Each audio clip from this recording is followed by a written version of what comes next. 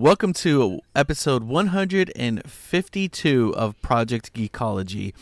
And this week we are covering season 4 of Twin Peaks, Sans, Dakota, and Jen. Just kidding. We're actually going to be covering Predator Badlands, but Sans, Dakota, and Jen, they will be back by the time this episode comes out. But I am one half of your host today, Anthony, and joining me this week, as always, is Rich. And I guess you could say that this episode's kind of like Thia, right? Because last week we had 4 and now we're down to 2. So it's like we're just half a synth. Yeah, we're half a dollar over here. You know, there was 4 of us and now we're down to 2. But before we hop into the meat of the conversation, we always start these episodes of what we've been up to. Rich, what have you been up to? Let's see. I had to deal with the fact that, man, the one thing I hate about Nintendo games is that they don't devalue. So, like, one of my favorite pastimes used to be going to Best Buy and, like, looking around for, like, you know, what PS2 games were, like, $6. You know, I remember I bought a Starsky and Hutch video game that was based on the movie, not on the show. And the point of the game was to get the viewers, to keep the viewers high. So it was like you were actively like trying to get more viewers on this TV show. I'm just saying all that because I just bought Marvel Ultimate Alliance 3. It came out like 10 years ago. And that $59.99, man. I could not find it anywhere new discounted. But I love that game. So I'm getting into that a little bit on the Switch. On the PlayStation side, I think last week I mentioned that I finished Outer Worlds. I kind of like went on a little bit of like a game-ending streak where I finished Astrobot, I finished Outer Worlds 2, and I'm back in it, boy. I'm back in it. Red Dead Redemption. Just saw the sunset set on Arthur's life. I'm playing it so much that my wife keeps coming in and actually sitting down and going like, so is he dead yet? Like, she's like, why aren't you John yet? I was like, I had some stuff to take care of. But I'm, man, I love Red Dead. I don't think I can ever, like, I'm looking at it and I'm still like, I know the Ghost of Yautja and, you know, is probably better looking. My son has it and I should just play it. But, I can't get over how good looking Red Dead Redemption is and how good the game is. Like, I've watched Arthur, spoiler alert, I've watched Arthur die like 10 times and it still hits me every time when he falls off that couch for the couch, when he falls off the horse for the first time in Saint Denis coughing. I'm still like, oh no. And then I get the feeling that he feels every time where I'm like, wait, I want to finish this, or I want to finish this mission, or I want to finish this garment set. Like I'm losing time, and then as I'm going through it, you know, I'm eating, you know, some of the big game stuff that I created at the campfire, and then it doesn't fully heal him because he's got the tuberculosis and it's really set in, and that's when it still sets in on me. I'm like, oh man, I'm really running out of time with this character. You know, it still does that to me. It's if you haven't played it and you listen to the show, if there's one thing that you ever hear me say, it's got to be go play Red Dead Redemption. But what have you been up to, Ant? I know you talk about Red Dead like I do with the Persona game. Yeah, I mean I'm 40, gonna be 44 this year, and I don't know if there's gonna be a game that ever takes over. Like, I don't, unless they come out with another Red Dead or like a really great Elder Scrolls game, you know. Like, I'm not looking forward to GTA. Like, I know half the world is looking forward to how great it's going to be, you know, and I know Red Dead is essentially GTA, but you know, but in the West, but there's something different, man. It's not, I don't feel like I'm just some sort of murderer, you know. I don't feel like I'm a terrible person. Like, you're doing some good things. You're helping the nun out, you know, helping the kids. I don't know, man. Like, there's different stuff that you do as Arthur along the way that makes you feel like, I don't ever remember playing GTA going like, oh, you know what? No, this guy he's a good guy. You know, like I never thought that about any of the characters. With Arthur, I think like you really get that point driven home at the, you know, as you're playing it, you know, he's a good man. Like, ooh, So that's and it makes me beholden to like his morality. Like I don't rob people in that game. I've there's like a little thing where it's like rob 5 townfolk, right? I have never robbed one person in Red Dead Redemption. I've never gone past like a person in the town and been like, oh man, like I'm like Arthur wouldn't do that. Also, you don't get enough money, but like Arthur wouldn't do that. And I think that I don't know if there's a game that takes you on that emotional ride the way this game does. Probably the first one. Which is, just so you know, how they have the re-release. This is what happened, by the way. I downloaded that one, right? The new Red Dead Redemption that they came out with for PS5. And my intention was to obviously play it, but then I was like, let me just go and play a little bit more Red Dead Redemption 2. So I think that when I finally, I'm in the John, I'm already John now, Marston. So, I'm not that far from being at the point where I think I'm just going to start. Probably by next week when we talk, I'll have either beaten it because I'm off this week, or I'll be in the throes of beating it, I think, next episode. Nice. Is there anything else that you had going on aside from games? I don't. Luckily, the track season's just about to be over. I'm on vacation this week. New York schools have the whole week off, so nah, man, this is it. Like right now, it's kind of like Red Dead. It's just what's funny is that I noticed some saves from last year, so from like another playthrough. And my saves are the same time. It seems that like just before baseball starts, when the baseball game loses its luster, and I've beaten my Christmas games, just about this time in February, I have to go back to Red Dead. But what have you been up to, man? I lost some power. I heard some things were electrifying. Oh yeah, on Monday the power went out for quite a few hours from 5 p.m. to 2 a.m. that the power went out. And it wasn't me. It was not just me, but it was like a few of us in our area. There was, I guess, like a transformer blew out nearby. And like I live in like a community. And so like I think it kind of affected some of the other ones like nearby. So I'm just like, I'm like, oh my gosh, dude, that drove me nuts. So yeah, I ended up staying at a buddy's house for the night and worked over there the next day because you just never know when it comes to that stuff. I didn't think, I was like, it could have been 2 a.m. or 2 p.m. the next day, So I was just like, I don't feel like using PTO to call out. I also probably wouldn't have been able to sleep well because of like, the house, it's warm down here, so the house would be getting warm. So at least like, when I came back, everything, the AC and everything was kicked on. So it felt nice and cool that the next, yesterday. So yeah, so I had to deal with that.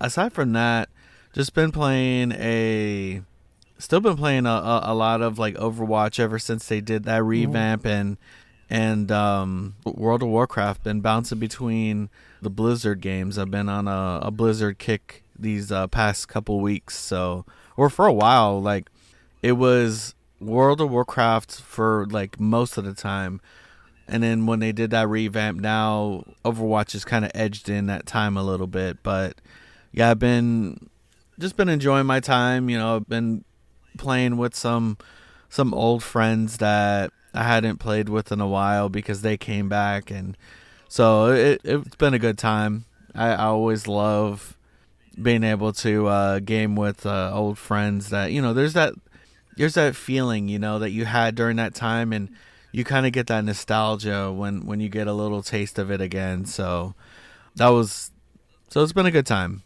Oh, I did forget to tell you, you and Dakota, I wish Dakota and Jen were here. Charlie has fully created a backstory for a character for D&D. He's taking the plunge. He's ready. He just came up to me before we were recording, and he's like, "Hey, Dad, look!" And he shows me like this his Apple Notes app, and it's all filled up that he's getting ready to get his character. So I don't know. You might get Vecna'd. I don't even know what that means, but Maybe Charlie's somehow gonna show up on your campaign one day. Not the campaign. Like he just drops in on Dakota and Jen's campaign. Yeah, like he's been it's so crazy. Like I was like, what? I was like, we don't even like he has no idea how to play, but he does know all the roles and he's made his character. So he's very excited about that. Nice. Does he have any plans on joining any campaigns anytime soon, or is he just preparing himself? I think he's just preparing himself. He wants to get into something at some point in the next couple of months. I think it's because of episode 16 of Stranger Things from season 5. He's really directed by you. Yeah, man, so good. Episode 16. Like, everyone's talking about like the controversy over 9, and I'm like, guys, wait till you get to 16. It's crazy. It's just like, just keep watching. Everybody else is like, yeah, but the series is over. No, it's not. He lives out in our hearts. I know what Elle's doing right now. But yeah, I don't know if you got anything else to say, or did you want to hop into the discussion Predator Badlands? I think let's go take a jaunt into the Mellands.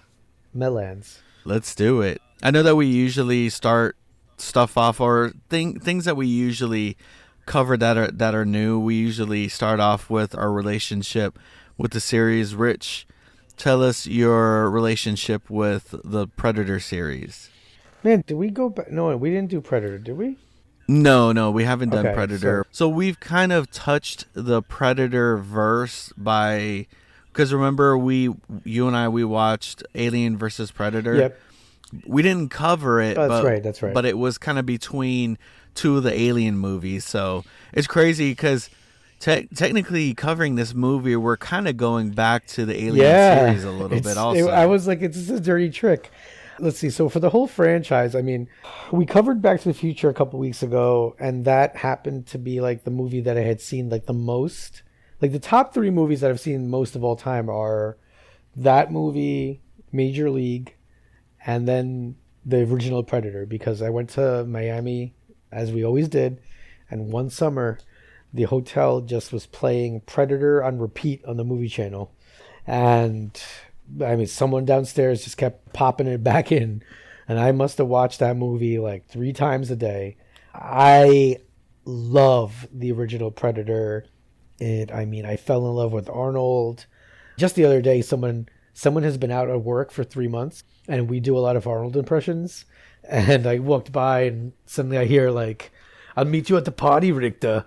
And I'm like, and I was like, "Dylan!" And we clapped hands and we flexed in front of his class as the entire class is like, what are these men doing?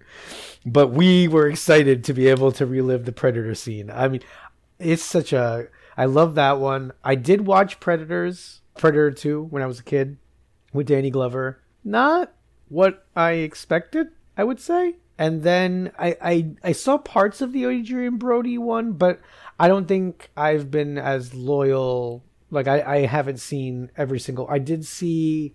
What's the one that came out with the Native American protagonist? Oh, Prey. Prey was good. I saw Prey. Prey was good. So I saw Prey. Yeah, so I've seen, I think, almost all of them, except Predators. What was that for? Is that the third one? Or I think, isn't that the one that came out maybe like in 2018? Maybe, yeah.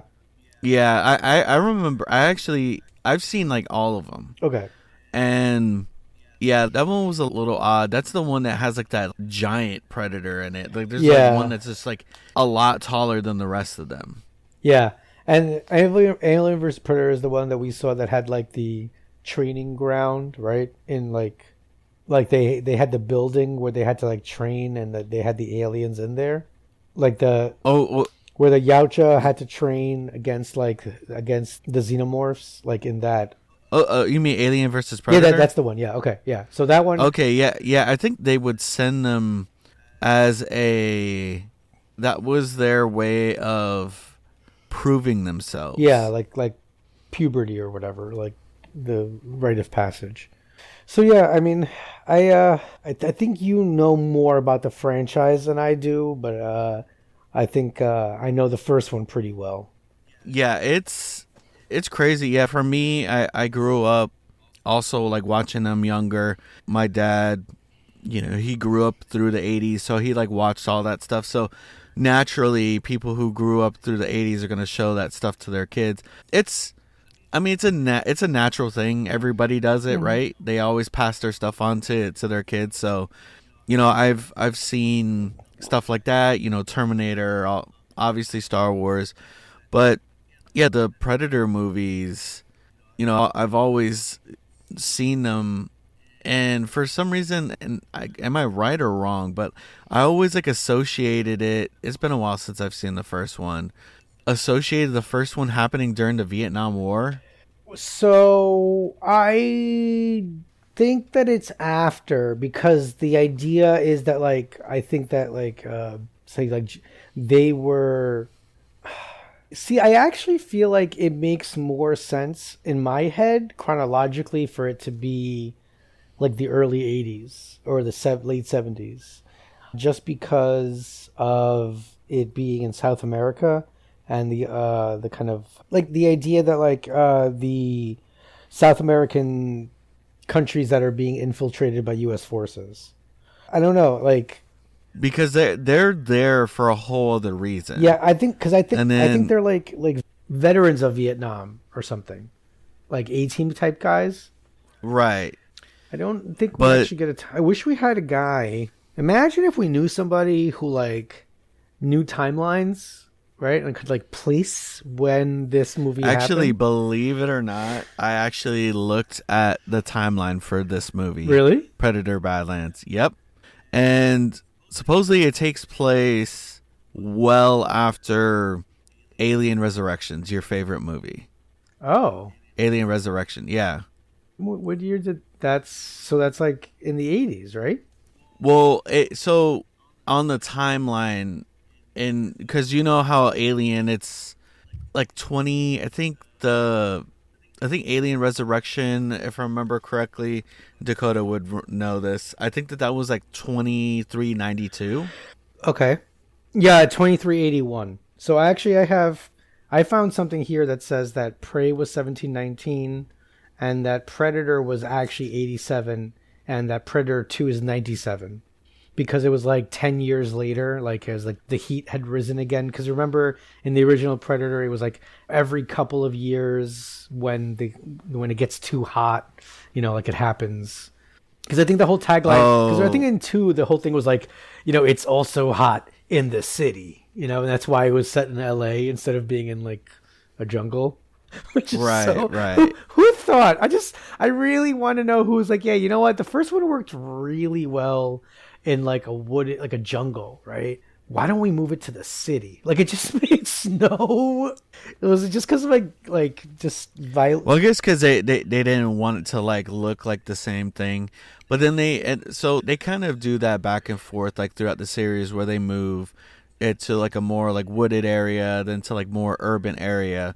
But back to Predator Badlands, this is interesting because we've had, and what was it? It's Yautja, Yautja, yeah.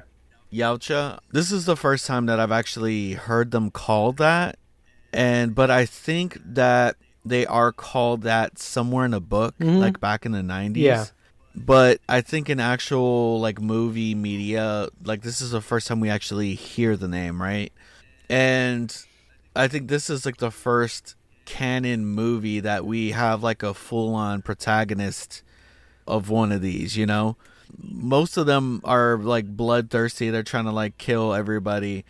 But in this one is, and his name is Deck, the protagonist of this one. And so like this one gives you a little bit more lore about like how they are, right?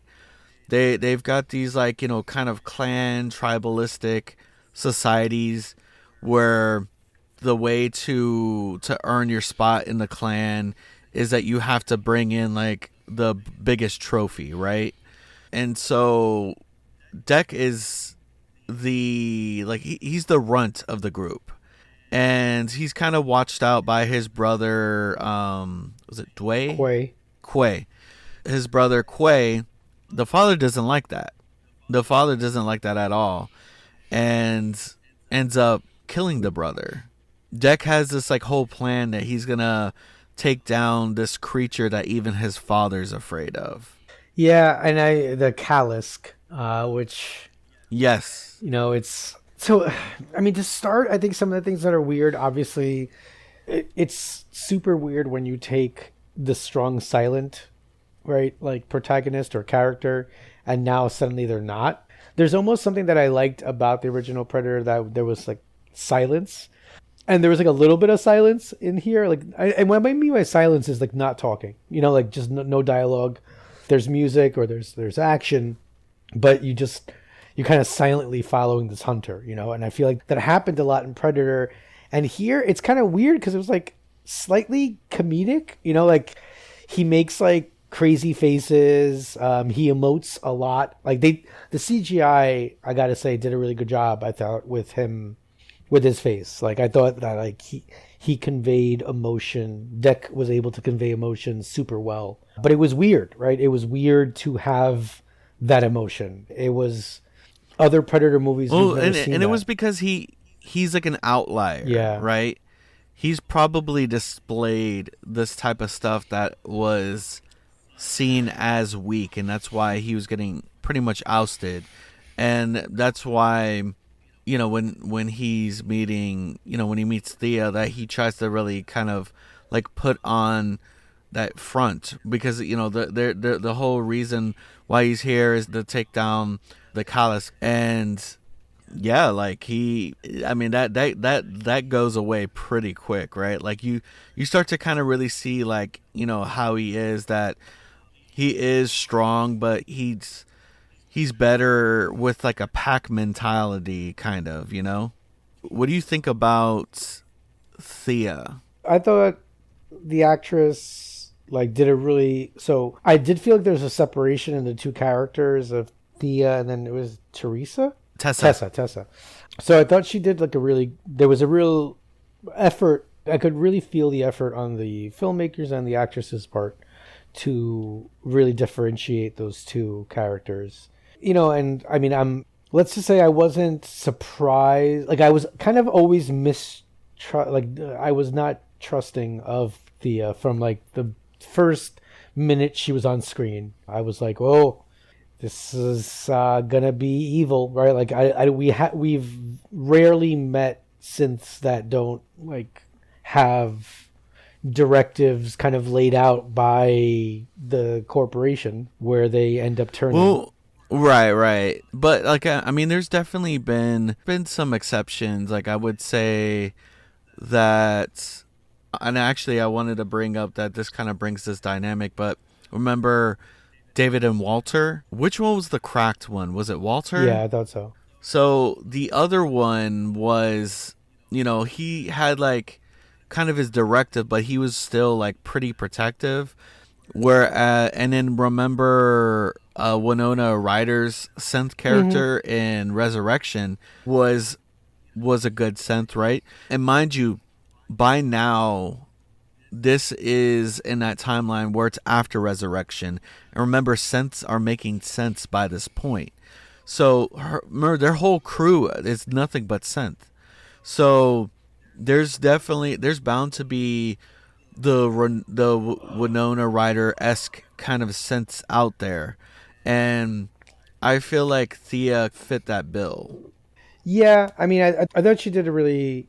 I guess it's not till later in the film, right, where she kind of double crosses Dek slightly, like for a little bit, and I thought that. I mean, I guess I saw that coming, so that's the only thing. But maybe, like again, that's my own bias going into it when I see a juicy, just milk-filled synth. I just don't trust them. They're not all bad. There was also that good one. Was it Bishop? Also, he was good. Oh, that's right. Okay. I mean, we've had some good synths. Yeah. I mean, come on. You can't forget about the anger of Dakota leading you on, thinking that you were gonna get Bishop and everybody back in So in Alien 3. I still can't believe that they Alien Cube. I cannot believe that they just decided, like, hey, let's just erase everything from that last movie. Everyone's dead. Kid is dead. But yeah, with all that, I mean, not every synth is going to be bad.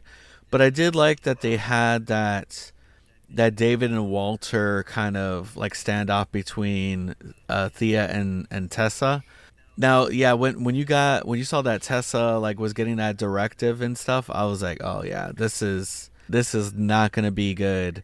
And I thought it was ridiculous that when Thea calls like the word sister is like foreign to them, right? And I'm just like, you're synthetic, like you're basically walking human iPhones. How do you not know what the word sister means? Like, I don't know why, but for some reason that like annoyed me that like the concept was so foreign.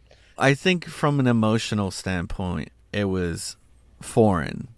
Not that they don't understand, or not that they don't know what it is, but I think that the emotional feeling behind it is a bit of a foreign concept. But I do. What did you think about the baby Kalisk? So, okay, like I really liked it. Right, I really liked the baby Kalisk. I liked the reveal later. Right, when it ends up, you're like, oh, it's a baby Kalisk. Right. Like it gives you that nod when the like larger one or the mother starts to sniff Deck. Because earlier on, the baby spits on him to mark him. And I thought that was hilarious when the baby just, like, spits on him. And Thea's just like, oh, yeah, she's just trying to mark you.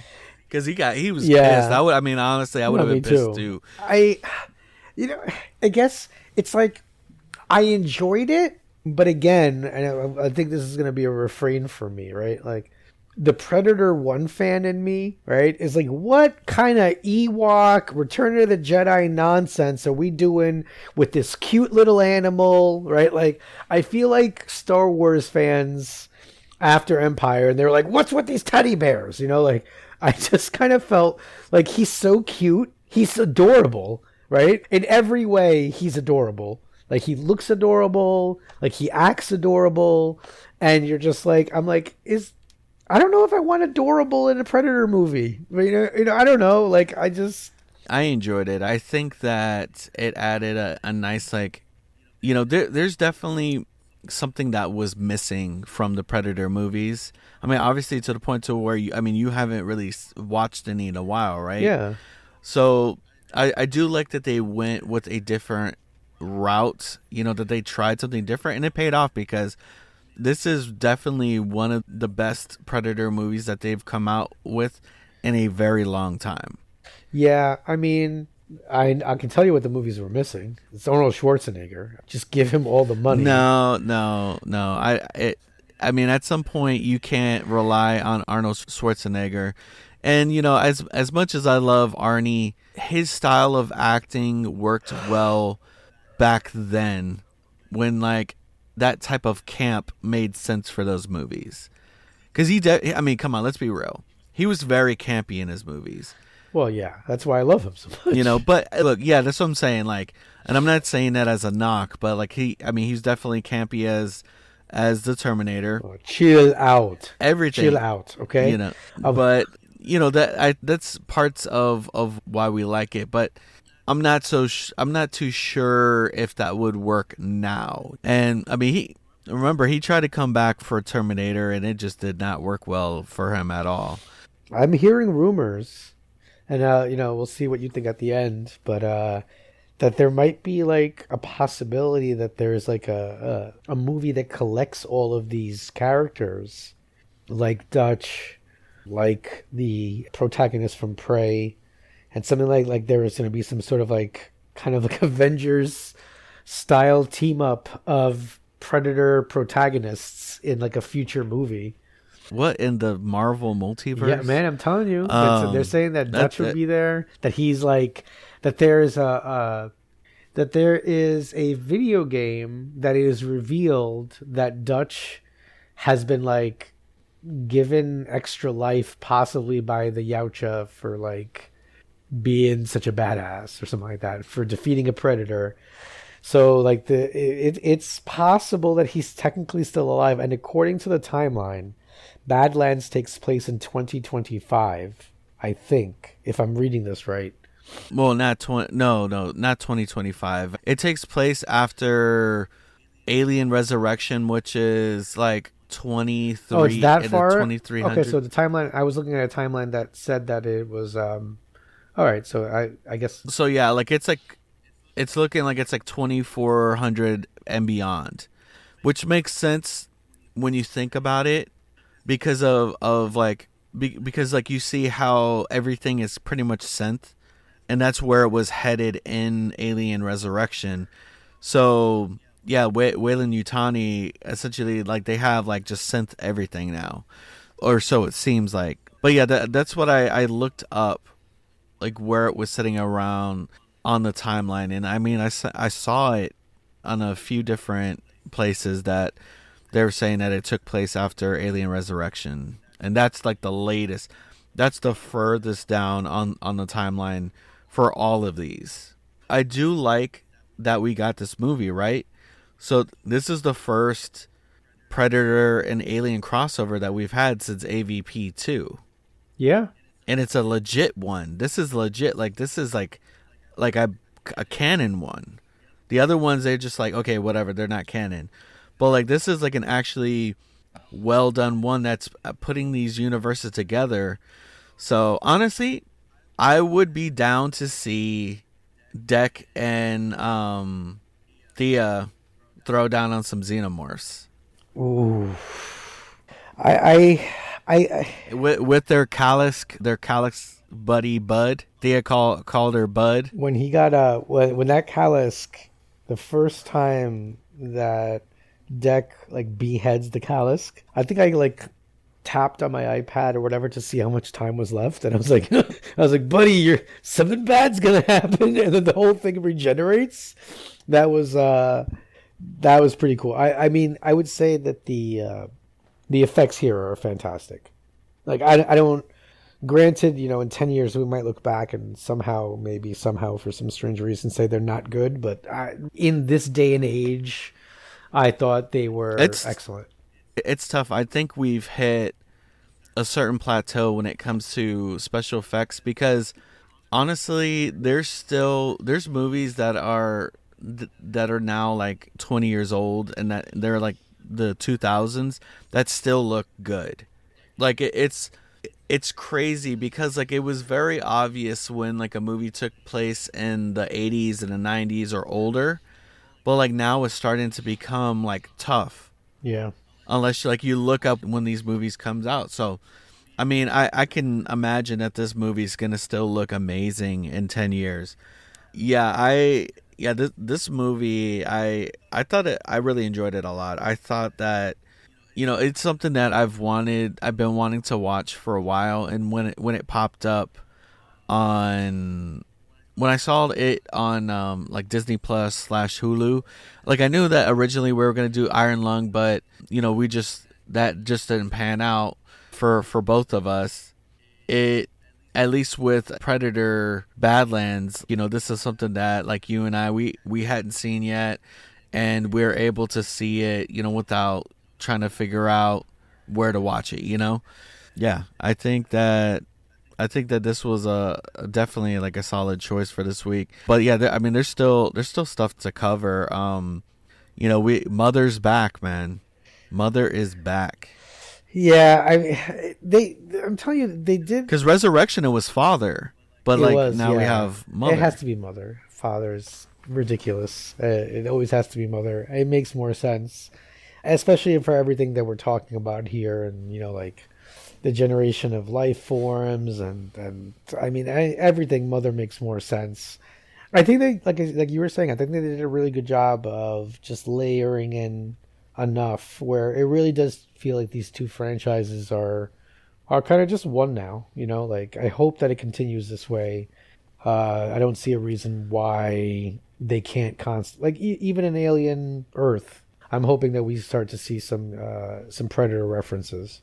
There, I always saw these two series as two sides of the same coin, right? Each of the creatures are different, but the vibes are very kind of similar. That it's humans fighting aliens, pretty much.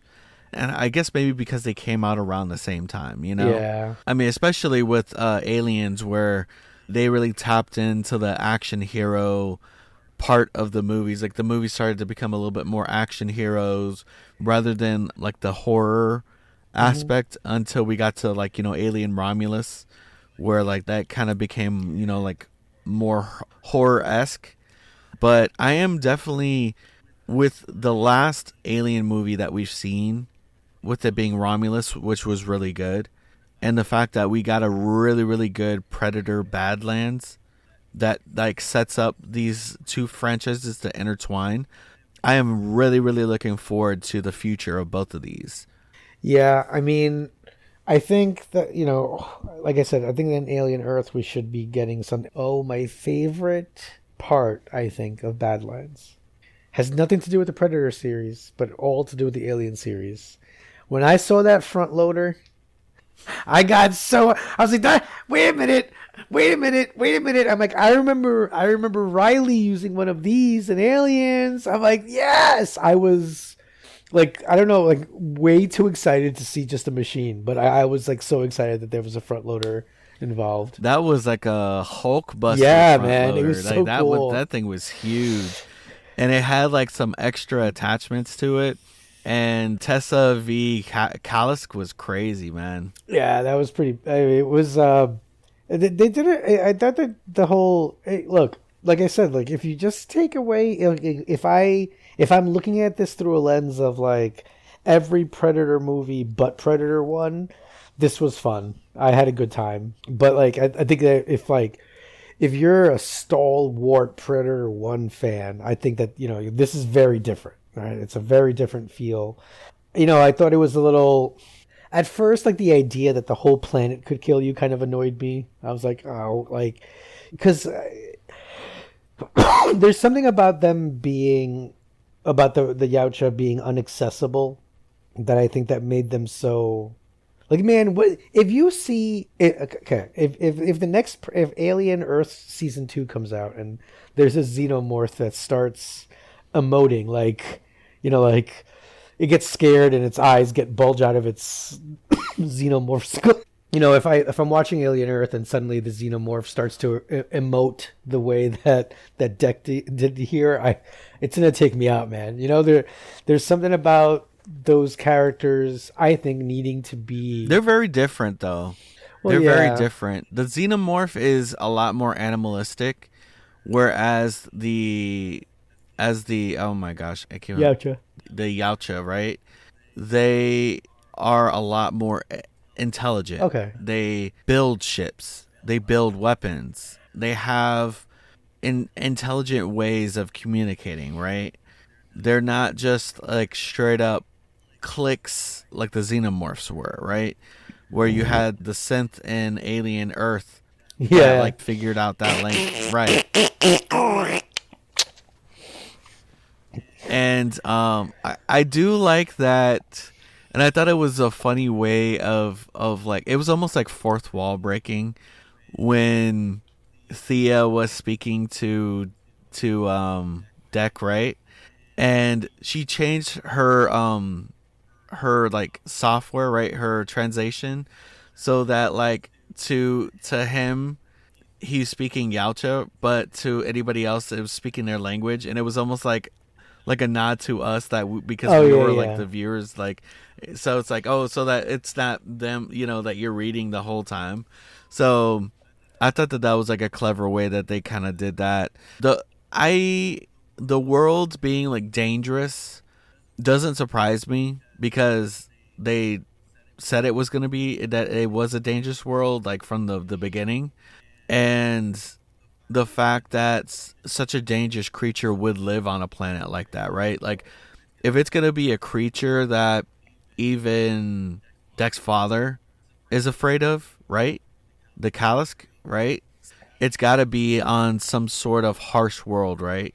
The Badlands. Like when you think about the Badlands is not an easy place. It's going to be a tough place. That it, it's in the name of the movie itself. Maybe that's my problem. Maybe I just think that Badlands is not very alien-y. I don't know. I guess that it obviously gets the message across, but I don't. I feel like it could have been called Predator Jingwa, and I'd be like, oh, what's that? And that could have been the name of the world. I know for marketing purposes, I'm an idiot. So, you're a stalwart Predator 1 fan. Predator Badlands sounds badass. Yeah. To me, it sounds cool. Like, it's like, oh, like already right off the rip, you're like, Predator Badlands. Oh, what's going to happen in this movie? That's fair. Yeah.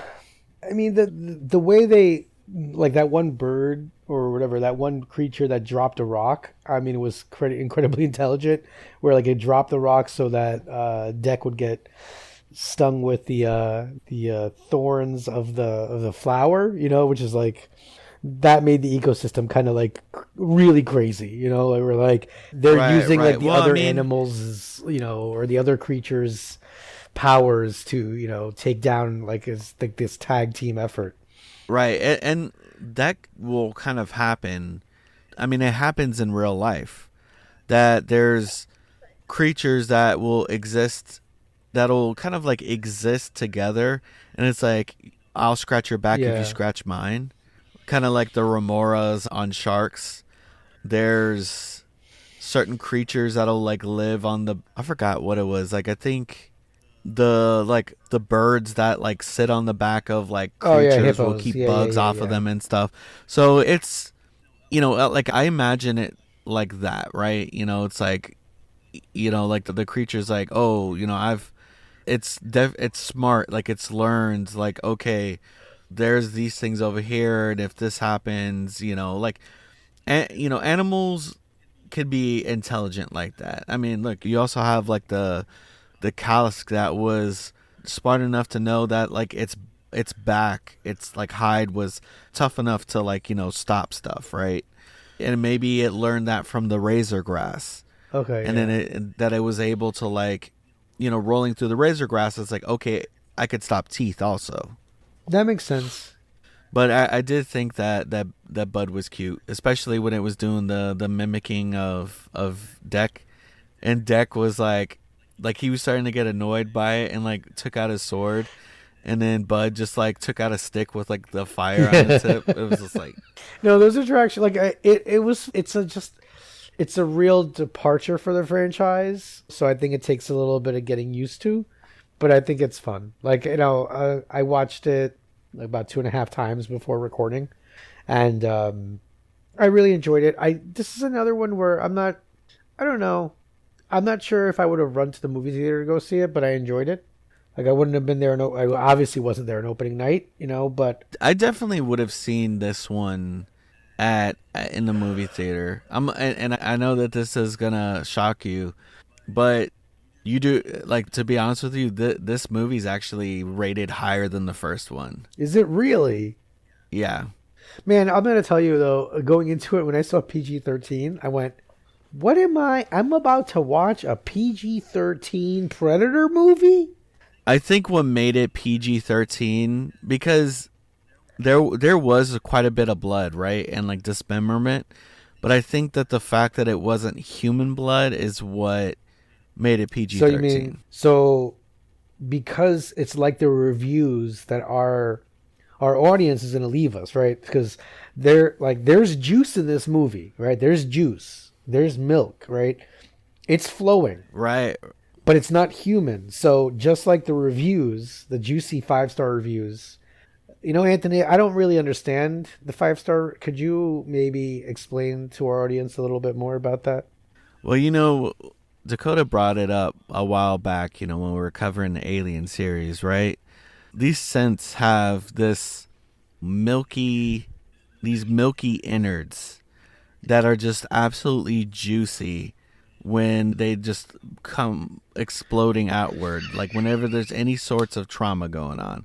That kind of milky juiciness, that's the kind of rating that we need, the reviews that we need.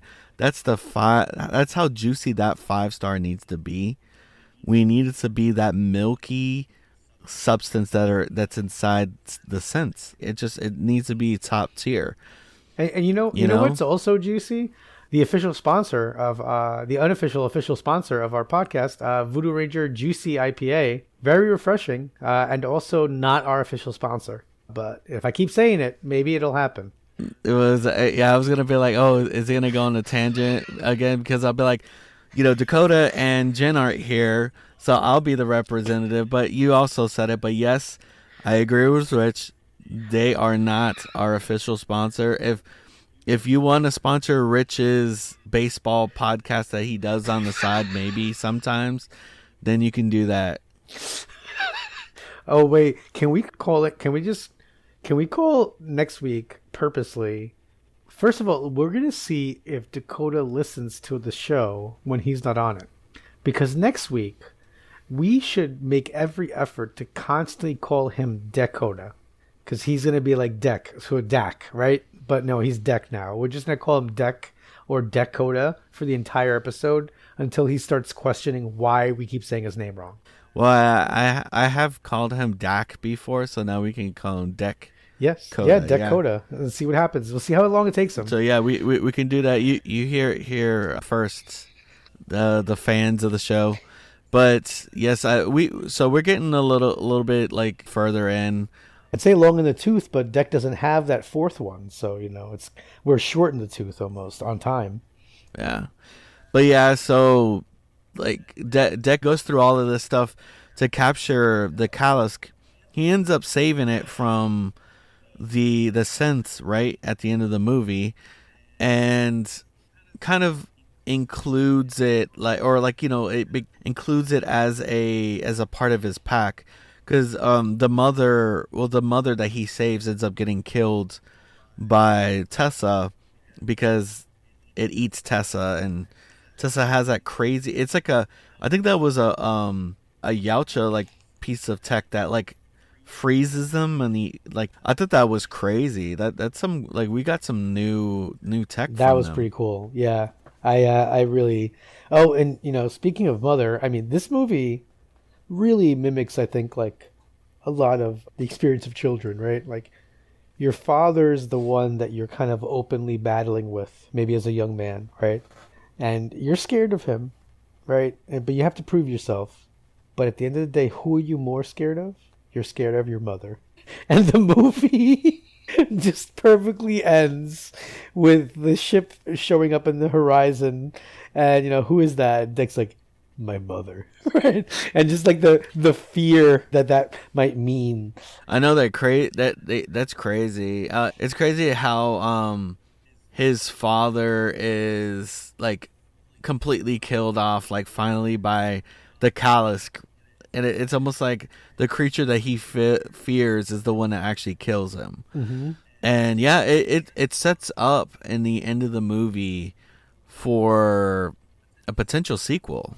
I want to imagine if the mother is like, man, I just hope it's related to Predator 1 somehow. Maybe it's like this is like the great grandkid of the Predator from the original. I don't know. When they come out with the next movie, Predator Goodlands, then I'm looking forward, man. Looking forward to it.